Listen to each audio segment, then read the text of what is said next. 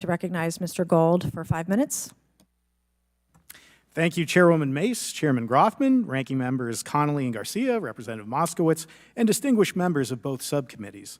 I'm grateful to all of you, as well as your intrepid staff, for the opportunity to testify, and would like to begin by discussing courage.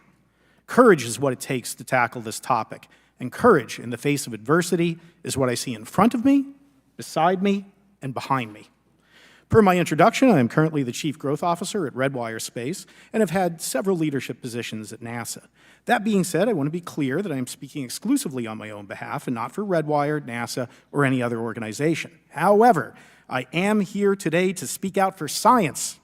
Science requires data, which should be collected without bias or prejudice. Yet, whenever the topic of UAP arises, those who wish to explore the phenomena are often confronted with resistance and ridicule.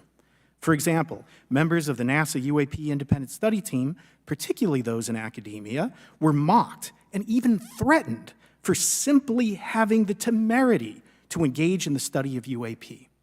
Our best tool for unlocking the mystery of UAP is science, but we cannot conduct a proper inquiry if the stigma is so overwhelming that just daring to be part of a NASA research team elicits such a vitriolic response.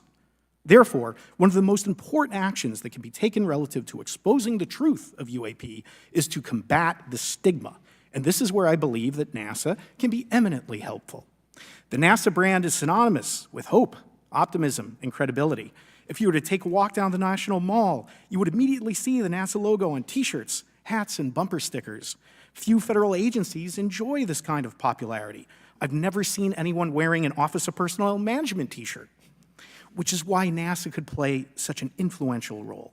Specifically, NASA could, with relatively little cost and effort, host symposia on UAP, or even just participate in existing panels examining the topic. NASA personnel stepping forward and participating in such discussions would make a powerful statement to the scientific community that UAP should be taken seriously and researched accordingly. In regard to research, NASA has vast archives, much of which may contain important UAP data. Again, for relatively little cost and effort, NASA could create an AI or ML algorithm that could search the agency's archives for anomalous phenomena.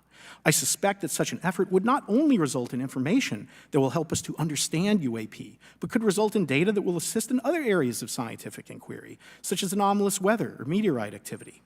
Beyond its existing archives, NASA could act as a clearinghouse for civilian and commercial UAP data.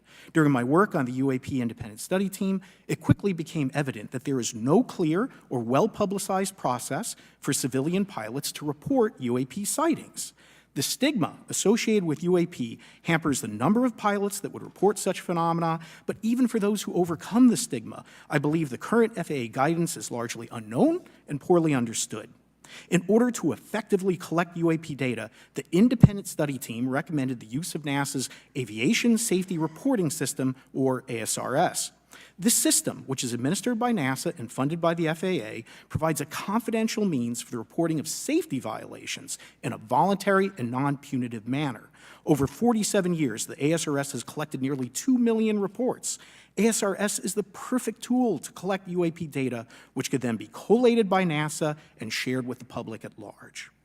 Leveraging ASRS could create a treasure trove of UAP data, potentially hundreds of thousands of reports, supporting this hearing's goal of exposing the truth. And I'm grateful to our two co-chairs and other members who have already incorporated this idea into proposed legislation. At this hearing, and as others have demonstrated, the UAP issue is justifiably dominated by national security and defense. However, I would urge the subcommittees to keep in mind the numerous ways that NASA and the FAA, as well as commercial activities in the air, in space, and in the water, can generate a massive amount of invaluable data on anomalous phenomena. I cannot help but be excited by the potential for such an endeavor, since scientific discovery is driven by anomalies. It's the existence and study of anomalies that led to the theory of relativity, quantum mechanics, and nearly all of humanity's scientific breakthroughs. This is why the study of UAPs should be embraced, since whatever is occurring, the chance to garner new knowledge should never be ignored. We must be thorough in collecting information, fearless in making conclusions and open to following the data, no matter how mundane or extraordinary the results may be. I began this testimony by praising the Joint Subcommittee members for their courage, and I will end by echoing that sentiment.